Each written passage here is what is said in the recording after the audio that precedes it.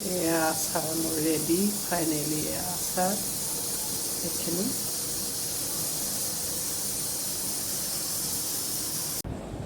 আজি আম পিচি আচাৰ বনাওঁ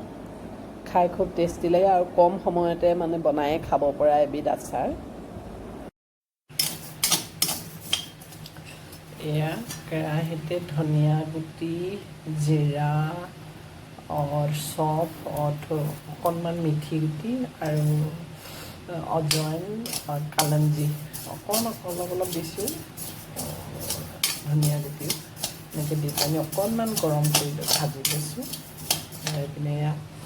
আমখিনি কাটি এনেকৈ পিচি থৈছোঁ এইটো পিচি পেলানি এবাৰ বনাম এনেকৈ কেনেকুৱা হয় চাব লাগিব খাই এয়া কেৰাহীত অকণমান তেল দিলোঁ তেলটো বেছি দিব নালাগে অলপ দিলেই হ'ল এয়া মোৰ আমো বৰ বেছি নহয় এইখিনিহে সেইকাৰণে মই তেল কম দিছোঁ যেতিয়া এয়া তেলখিনিত পূৰা ধোঁৱালে পকিলে গতিকে এতিয়া মই গেছটো অফ কৰি দিম এয়া অকণমান দিছোঁ এয়া কালঞ্জি এইটো বাকী চব দিয়ে থোৱা আছে অজৱাইন দিছোঁ আৰু এয়া অলপ লাল মিক্স পাউডাৰ দিম এয়া এইকণ হালধি দিম অলপ পিছতে সেইখিনি দি দিম পিছতে তেলখিনিত এইখিনিত ঢালি দিলে হ'ল আৰু এই মছলাখিনি পিচি লোৱা মছলাখিনি ইয়াতে দি দিম মিক্স কৰি দিম এয়া ইয়াতে মছলাখিনি দি দিছোঁ এয়া মছলা অলপ সৰহে হৈছে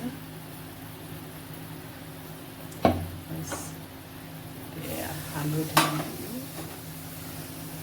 বাছ হৈ গ'ল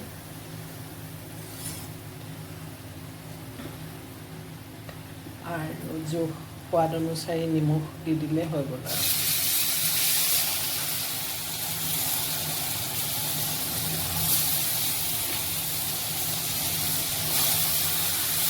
গেছটো অফ কৰি লৈছোঁ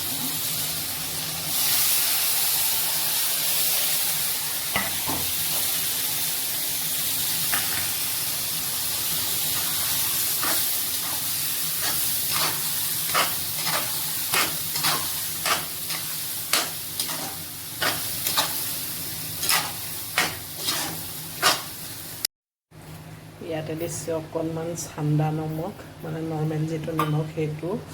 আৰু এয়া অকণমান দিছোঁ ক'লা নিমখটোও মানে এটা ভাল ফ্লেভাৰ আনে অকণমান ক'লা নিমখ দি দিছোঁ এয়া চাৰেদি এইখিনি কাইলৈ খাব পৰা হ'ব খুব সুন্দৰ এটা সুগন্ধি আহিছে আৰু এনেদৰে আচাৰ খুব ভাল লাগে এইটো মিহিকৈ পিচি পেলানি বনোৱা আচাৰটো এইটো আচাৰ খুব মানে সোনকালে খাব পাৰি আৰু এইটো বেয়া নহয় আপুনি ৰ'দত দি দিব লাগে অলপ 2-4 দিন ৰ'দত দি ধুনীয়াকৈ বৈয়ামত ভালকৈ সাফ মাৰি থৈ দিলে একো বেয়া নহয় বছৰলৈকে এইটো বেয়া নহয় ৰ'দত খালি অলপ দিন দিব লাগিব তেতিয়া ষ্ট'ৰ কৰিবলৈ হ'লে ৰ'দত দি সুন্দৰকৈ বৈয়ামত ভালকৈ ঢাকোন মাৰি থৈ দিব মোৰ যোৱা বছৰৰ আচাৰে এতিয়াও এইটো পিচকৈ বনোৱা হয় এতিয়াও আছে একো বেয়া নহয় আচাৰ এনেকৈ বনাই খাইছে এয়া আচাৰ মোৰ ৰেডি ফাইনেলি আচাৰ এইখিনি